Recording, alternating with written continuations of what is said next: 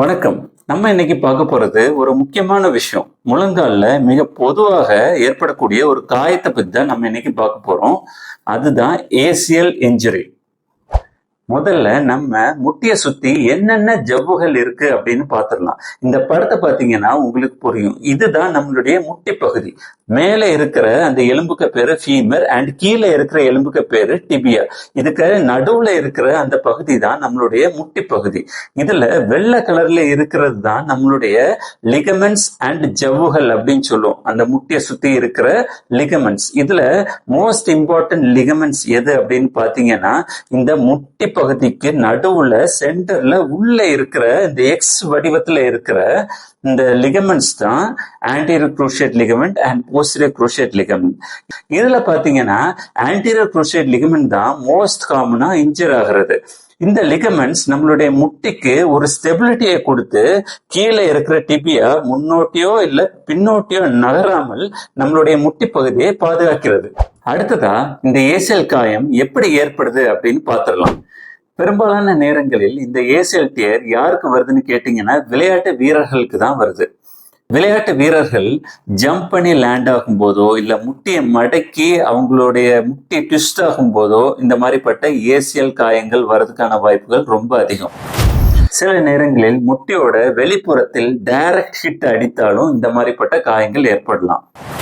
Sometimes ACL மட்டும் கிளியாம ACL கூடவே இருக்கிற வேற லிகமெண்ட்ஸ் ஆன medial collateral ligament, lateral collateral ligament, meniscus and posterior cruciate ligament இதெல்லாம் சேர்ந்த கிளிய வாய்ப்புகளும் இருக்கு. ஸோ இந்த மாதிரி ஏசியல் மட்டும் கிளியாம கூடவே சேர்ந்து மற்ற லிகமெண்ட்ஸும் செஞ்சிருந்ததுன்னா அதை ட்ரீட்மெண்ட் பண்றதுக்கு கொஞ்சம் சிரமம் தான்.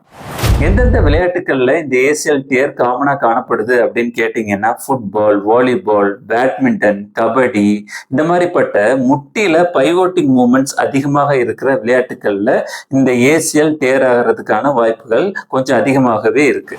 பெண்களுக்கு ஆண்களை விட ஏசியல் டியர் ஆகிற வாய்ப்புகள் கொஞ்சம் அதிகமாகவே இருக்கு. ஏன் அப்படின்னு கேட்டீங்கன்னா பெண்களுக்கு தொடையில இருக்கிற தசைகளான குவாட்ரிசெப்ஸ் அண்ட் ஹாம்ஸ்ட்ரிங் மசில்ஸ் ஆண்களை காட்டிலும் கொஞ்சம் வீக்காவே இருக்கும். அதனாலதான் பெண்களுக்கு ஆண்களை காட்டிலும் இந்த ஏசியல் டியர் ஆகிற வாய்ப்புகள் கொஞ்சம் அதிகம் அப்படின்னு சொல்லுவாங்க. ஏசியல் இன்ஜுரி ஆச்சுன்னா என்னென்ன சிம்டம்ஸ் காணப்படும் அப்படின்னு பார்த்துடலாம். ஃபர்ஸ்ட், டப்புன்னு முட்டில ஒரு சவுண்ட் ஏற்படும். ஒரு பாப் சவுண்ட் திடீர்னு நமக்கு கேட்கும். ரெண்டாவது, பயங்கரமான ஒரு எக்ஸ்க்ரூசியேட்டிங் பெயின், அதாச்சும் தாங்க முடியாத ஒரு வலி ஏற்படும். அதுக்கப்புறம் நீங்க முட்டியை பார்த்தீங்கன்னா முட்டி பலூன் மாதிரி வீங்கிரும். சரிங்களா? அடுத்தது, நடக்க முடியாது. நடந்தாலுமே ஒரு விதமான இன்ஸ்டபிலிட்டி ஏற்படும். இன்ஸ்டபிலிட்டினா நம்ம முட்டியை தரையில ஊனும் போது நம்மளை அறியாமலே முட்டி விலகி போய் விழ போற அந்த எண்ணம் ஏற்படும். அதுதான் இன்ஸ்டபிலிட்டி அப்படின்னு சொல்லுவாங்க. ஸோ இதெல்லாமே இருந்தா ஏசியல் இன்ஜுரியான வாய்ப்புகள் அதிகம் இருக்கும்னு அர்த்தம். இந்த மாதிரி ஏசியல் டியர் ஆச்சுன்னா ஆரம்ப கட்ட ட்ரீட்மெண்டா ரைஸ் தெரப்பி கொடுப்போம். Rest, ice, compression and elevation. கொஞ்ச நாளைக்கு கிரச்சஸ் யூஸ் பண்ண வேண்டியது இருக்கும். அண்ட் சில சமயங்கள்ல வெயிட் பேரிங் கூட கொஞ்ச நாள் அவாய்ட் பண்ண வேண்டியது இருக்கும். ஸோ அடுத்து முக்கியமான கொஸ்டினுக்கு வந்துடலாம். யார் யாருக்கு சர்ஜரி தேவை, யார் யாருக்கு சர்ஜரி தேவை இல்லை? இதோட ஆன்சரை பார்க்கறதுக்கு முன்னாடி சில விஷயங்களை நம்ம கருத்தில் கொள்ள வேண்டும்.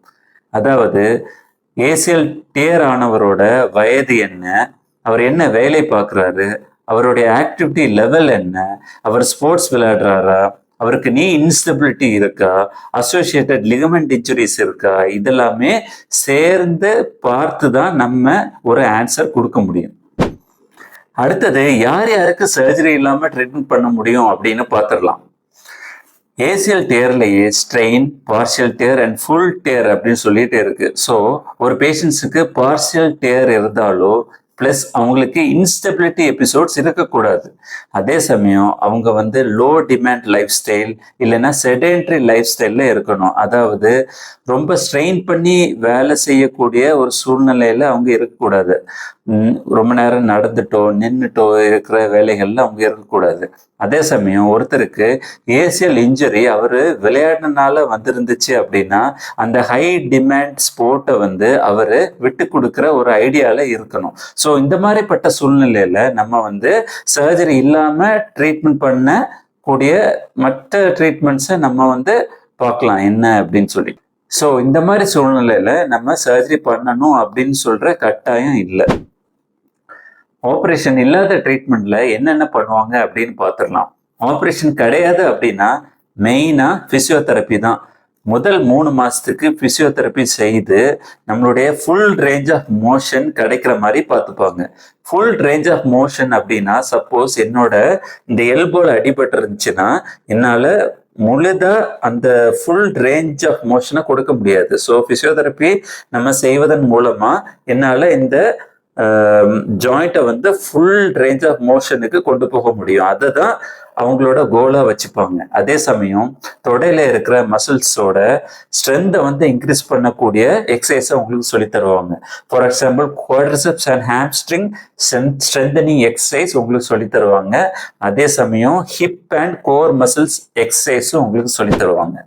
இதுல என்ன பிரச்சனைனா சில பேஷண்ட்ஸுக்கு subluxation or giving way feeling இருக்கும். அதாச்சும் முட்டி வந்து அவங்கள அறியாமலே முன்னும் பின்னும் நகர்ற மாதிரி ஒரு ஃபீலிங் ஏற்படும்.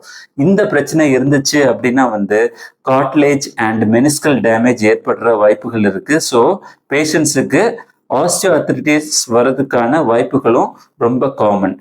ஸோ அதனால தான் சொல்றது இன்ஸ்டபிலிட்டி இருந்துச்சு அப்படின்னா நம்ம சர்ஜரியை நோக்கி தான் போகணும் அப்படின்னு சொல்லிட்டு. அடுத்தது யார் யாருக்கு சர்ஜரி தேவை அப்படின்னு பார்த்துடலாம். கம்ப்ளீட் ஏசியல் டேர் இருந்தாலோ இன்ஸ்டபிலிட்டி எபிசோட்ஸ் இருந்தாலோ அவங்க சர்ஜரி பண்றது நல்லது. அதே சமயம் சில பேர் வந்து யங் அத்லெட்ஸா இருப்பாங்க, அவங்களுக்கு உடனடியாக ஸ்போர்ட்டிங் ஆக்டிவிட்டியில ஈடுபட வேண்டியது இருக்கும். ஸோ அந்த மாதிரிப்பட்ட சூழ்நிலையில நம்ம சர்ஜரி பண்ணலாம். அதே சமயம் சில பேர் ஹை டிமாண்டிங் ஒர்க்கிங் என்வரான்மெண்ட்ல இருப்பாங்க, அந்த மாதிரிப்பட்ட பேஷண்ட்ஸ் கூட நம்ம சர்ஜரி பண்ணலாம். சர்ஜரி பண்றதுக்கு முன்னாடி முட்டியோட ஃபுல் ரேஞ்ச் ஆஃப் மோஷன் வந்து பிசியோதெரப்பி மூலமா அட்டைன் பண்றது இம்பார்ட்டன்ட். ஏன் அப்படின்னு கேட்டீங்கன்னா அந்த மாதிரி ஃபுல் ரேஞ்ச் ஆஃப் மோஷன் நம்ம முட்டியில இல்லை அப்படின்னா வந்து போஸ்ட் ஆப்ரேட்டிவ் காம்ப்ளிகேஷன்ஸ் ஆன போஸ்ட் ஆப்ரேட்டிவ் ஸ்டிஃப்னஸ் ஆர் ஆர்த்ரோஃபைப்ரோசிஸ் வர்றதுக்கான வாய்ப்புகள் இருக்கு. ஸோ அதனால தான் சொல்றது சர்ஜரி பண்ற முன்னாடி பிசியோதெரப்பி ரொம்ப இம்பார்ட்டன்ட் அப்படின்னு சொல்லிட்டு. ஓகே, இந்த கிழிந்து போன ஏசியல் லிகமெண்ட்டை எப்படி சரி செய்யலாம் அப்படின்னு கேட்டிங்கன்னா இந்த ஏசியல் லிகமெண்ட் மாதிரி இருக்கிற மெட்டீரியலை நம்ம உடம்புல இருந்து இல்லாம வெளியே இருந்து எடுத்து நம்ம முட்டியில வச்சு சரி செய்யலாம். ஆனா யாரும் இதை இப்போ பண்றது இல்லை. ஏன்னு கேட்டிங்கன்னா சில காம்ப்ளிகேஷன்ஸ் ஏற்படுறதுனால, for example viral infection, rejection, இந்த மாதிரிப்பட்ட காம்ப்ளிகேஷன்ஸ் இருக்கிறதுனால இதை யாரும் பண்றது கிடையாது. அதே சமயம் இந்த ஏசியல் லிகமெண்ட் மாதிரியே இருக்கிற லிகமெண்ட்ஸை நம்ம உடம்புல இருந்தே எடுத்து நம்ம முட்டியில வச்சு இப்போ சரி செய்யறாங்க. இதை தான் கிராஃப்ட்ஸ் அப்படின்னு சொல்றாங்க. எந்தெந்த இடத்துல இருந்து கிராஃப்ட்ஸ் எடுப்பாங்க அப்படின்னு கேட்டீங்கன்னா ஹாம்ஸ்ட்ரிங், குவாட்ரிசெப்ஸ் அண்ட் பெட்டலார் போன்ல இருந்து இந்த மாதிரிப்பட்ட கிராஃப்ட்ஸை எடுப்பாங்க. அடுத்தது ஏசியல் இன்ஜுரிக்கு சர்ஜரி முடிச்சதுக்கு அப்புறம் என்னென்ன காம்ப்ளிகேஷன்ஸ் வரலாம் அப்படின்னு பார்த்துடலாம். ஃபர்ஸ்ட் வந்து நீ ஸ்டிஃப்னஸ். நம்ம கரெக்டான பிசியோதெரப்பி ஆப்ரேஷன் முன்னாடி கொடுக்கல அப்படின்னா ஆப்ரேஷன் முடிச்சதுக்கு அப்புறம் நீ ஸ்டிஃப்னஸ் ஏற்படுறதுக்கான வாய்ப்புகள் இருக்கு. அதுவே ஒரு சிவியர் ஸ்டேஜுக்கு போயிடுச்சுன்னா அதுக்கு பேர் வந்து ஆர்த்ரோஃபைப்ரோசிஸ். அடுத்தது இந்த ஏசியல் டேரை வந்து சரி பண்றதுக்காக நம்ம கிராஃப்ட் எடுக்கும்போது அந்த கிராஃப்ட் எடுத்த இடத்துல வந்து காம்ப்ளிகேஷன் ஏற்படலாம். ஃபார் எக்ஸாம்பிள் பெட்டலார் போன்ல இருந்து நம்ம கிராஃப்டை எடுத்திருந்தோம்னா அந்த பெட்டலார் போன் வந்து ஃப்ராக்சர் ஆக வாய்ப்பு இருக்கு, அந்த பெட்டலார் டெண்டன் வந்து ரப்சர் ஆக வாய்ப்புகளும் இருக்கு. அதே சமயம் ஹாம்ஸ்ட்ரிங் இல்லைன்னா குவாட்ரிசெப்ஸ் மசில்ல இருந்து கிராஃப்டை எடுத்தோம் அப்படின்னா அந்த மசில்ல பெயின் உண்டாகிறதுக்கான வாய்ப்புகளும் இருக்கு. ஆப்ரேஷன் பண்ணும்போது சில நர்வ்ஸ் டேமேஜ் ஆக வாய்ப்பு இருக்கு. ஃபார் எக்ஸாம்பிள் செஃபினஸ் நர்வ் அப்படின்னு சொல்லுவோம். அந்த நர்வ் டேமேஜ் ஆச்சுன்னா ஆப்ரேஷன் முடிஞ்சதுக்கு அப்புறமும் பல நாட்கள் வலி தொடர வாய்ப்புகள் இருக்கு. அதுக்கப்புறம் சைக்ளோப்ளீஷன் அப்படின்னு சொல்லுவாங்க. சர்ஜரி முடிச்சதுக்கு அப்புறம் நம்ம முட்டுக்கு நடுவுல அந்த புண்ணு ஃபார்ம் ஆகி நம்ம முட்டியை நீட்டி மடக்கும்போது ஒரு டப் டப்புன்னு ஏதாச்சும் சவுண்டு ஏற்படலாம். ஏசியல் இன்ஜுரிக்கு சர்ஜரி முடிச்சதுக்கு அப்புறம் ரீஹாபிலிட்டேஷன் ரொம்ப இம்பார்ட்டன்ட். ரீஹாபிலிட்டேஷன்ல என்னென்ன சொல்லி தருவாங்க அப்படின்னா வந்து பிசியோதெரப்பி சொல்லி தருவாங்க. அதுக்கப்புறம் கிரையோதெரப்பின்னு சொல்லப்படுற ஐஸ் ஒத்தடம் கொடுப்பாங்க. ஐசோமெட்ரிக் எக்ஸசைசஸ் சொல்லி தருவாங்க. ஐசோமெட்ரிக் எக்ஸசைசஸ்னா நம்ம முட்டியை மடக்காம தசைகளை மட்டும் இறுக்கி பிடித்து பண்ற எக்ஸசைஸை சொல்லி தருவாங்க. மெயினா அவங்க கான்சென்ட்ரேட் பண்ற மசில்ஸ் வந்து குவாட்ரிசெப்ஸ் அண்ட் ஹாம்ஸ்ட்ரிங்ஸ். அடுத்ததா பாத்தீங்கன்னா க்ளோஸ் செயின் எக்ஸசைசஸ் ஆன ஸ்குவாட்ஸ், லெக் பிரஸ் இதெல்லாம் கூட உங்களுக்கு போஸ்ட் ஆப்ரேட்டிவ் பீரியட்ல, அதாச்சும் சர்ஜரி முடிச்சதுக்கு அப்புறம் பிசியோதெரப்பியில எம்பசைஸ் பண்ணுவாங்க. ஸோ உங்களுக்கு ஏசிஎல் இன்ஜுரி ஆயிருந்தா ஆப்ரேஷன் முடிஞ்சதுக்கு அப்புறம் ரீஹாபிலிட்டேஷன் பண்ணி ஒரு 6 மாசம் கழித்து உங்க டாக்டர் கூட டிஸ்கஸ் பண்ணி நீங்க விளையாட்டுகளை திரும்பி விளையாட ஆரம்பிக்கலாம். கிராஃப்ட் ஹீல் ஆகிறதுக்கு முன்னாடியே விளையாட போனீங்க அப்படின்னா ஏற்கனவே பொருத்தப்பட்ட அந்த கிராஃப்ட் வந்து சர்ஜரினால பொருத்தப்பட்ட அந்த கிராஃப்ட் வந்து திருப்பியும் ரப்சர் ஆகலாம். அதை ரீரப்சர் அப்படின்னு சொல்லுவாங்க. அதுக்கு திருப்பியும் ஆப்ரேஷன் தேவைப்படலாம். ஸோ கேர்ஃபுல்லாக இருக்கணும். ஓகே, அடுத்த இம்பார்ட்டன்ட் கொஸ்டின் என்ன அப்படின்னா, சர்ஜரி முடிச்சதுக்கு அப்புறம் எப்போ டாக்டர் நான் திரும்பி விளையாட ஆரம்பிக்கலாம் அப்படின்னு கேட்டீங்க அப்படின்னா, முன்னாடியெல்லாம் ரிசர்ச்ல என்ன சொல்லிட்டு இருந்தாங்க அப்படின்னா வந்து 9 மாசம் வரைக்கும் நம்ம சர்ஜரி முடிச்சுட்டு வெயிட் பண்ணணும் அப்படின்னு சொல்லிட்டு. ஆனா இப்போ ரீசெண்டா வர ஆர்டிகிள்ஸ்ல என்ன கண்டுபிடிச்சிருக்காங்க அப்படின்னா, ஏசிஎல் இன்ஜுரிக்காக பொருத்தப்பட்ட கிராஃப்ட் ஃபுல்லா ஹீல் ஆகிறதுக்கு அட்லீஸ்ட் ஒரு 1.5 வருஷம் வரைக்கும் பிடிக்கும் அப்படின்னு சொல்றாங்க. ஏசிஎல் இன்ஜுரி ஒரு சீரியஸான இன்ஜுரி தான். ஆனால் நம்ம இதை கரெக்டாக டயக்னோஸ் பண்ணி ட்ரீட்மெண்ட் பண்ணி ரீஹாபிலிட்டேஷன் பண்ணோம் அப்படின்னா கண்டிப்பாக நம்மளால நம்மளுடைய நார்மல் வாழ்க்கைக்கு திரும்பி செல்ல முடியும். அதே மாதிரி நம்மளுடைய ஸ்போர்ட்ஸ் ஆக்டிவிட்டிஸையும் கண்டினியூ பண்ண முடியும். இது வரைக்கும் என்கிட்ட 3 பேர் வந்து ஒப்பீனியன் கேட்டிருந்தாங்க. டாக்டர் எனக்கு ஏசிஎல் இன்ஜுரி ஆயிடுச்சு, நான் என்ன பண்ணலாம், சர்ஜரி பண்ணணுமா வேண்டாமா அப்படின்னு கேட்டாங்க. 2 பேருக்கு நான் சொல்லியிருந்தேன் சர்ஜரி தேவையில்லை அப்படின்னு சொல்லிட்டு. ஏன் அப்படின்னு கேட்டிங்கன்னா, ஒருத்தருக்கு பார்ஷியல் டேர் மட்டும்தான் இருந்துச்சு, இனி ஒருத்தருக்கு கம்ப்ளீட் டேர் இருந்துச்சு. பட் அவருக்கு இன்ஸ்டபிலிட்டி எபிசோட்ஸ் எதுவும் இல்லை. அண்ட் அதே சமயம் அவர் வந்து ஸ்போர்ட்ஸ் ஆக்டிவிட்டிஸ் எல்லாமே வாழ்க்கையிலேருந்து தள்ளி வச்சிடலாம் அப்படின்னு பிளான் பண்ணியிருந்தாரு. ஸோ இந்த 2 பேருக்கு நான் சொல்லியிருந்தேன் சர்ஜரி தேவையில்லை அப்படின்னு சொல்லிட்டு. சொல்லி ஒரு 4 வருஷம் ஆயிடுச்சு. அவங்க நல்ல விதமா ரீஹாபிலிட்டேஷன் பண்ணி பிசியோதெரப்பி பண்ணி இப்போ வரைக்கும் நல்லா தான் இருக்காங்க. இந்த வீடியோவே நான் மேக் பண்றதுக்கான ரீசன் என்ன அப்படின்னா, எல்லா ஏசிஎல் இன்ஜுரிக்கும் சர்ஜரி தேவையில்லை அப்படின்னு உங்களுக்கு புரிய வைக்கதான். ஸோ இந்த வீடியோ உங்களுக்கு யூஸ்ஃபுல்லா இருக்கும்னு நினைக்கிறேன். முட்டி ஜவ்வு கிழிந்து யாராவது பாதிக்கப்பட்டிருந்தாங்க அப்படின்னா இந்த வீடியோவை உங்களுக்கு ஷேர் பண்ணுங்க. வேற ஒரு நல்ல தகவலோட ஒரு நல்ல வீடியோட நான் உங்களை மீட் பண்றேன். அது வரைக்கும் டேக் கேர்.